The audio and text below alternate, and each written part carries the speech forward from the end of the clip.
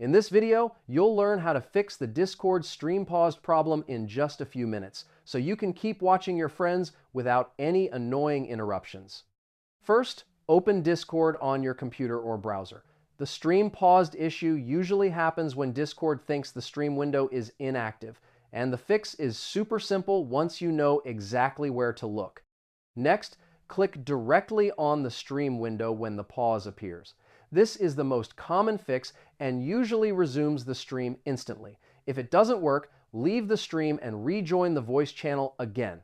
Now, if the issue keeps happening, clear your Discord cache. Press Windows+R, type %appdata %discord cache, and hit enter. Delete all the files inside that folder. Then restart Discord to apply the changes. After that, check your hardware acceleration settings. Open Discord, go to Settings, then Advanced, and toggle hardware acceleration off or on. Restart Discord and test the stream again to see if the issue is resolved. Once you've tried these fixes, update Discord to the latest version.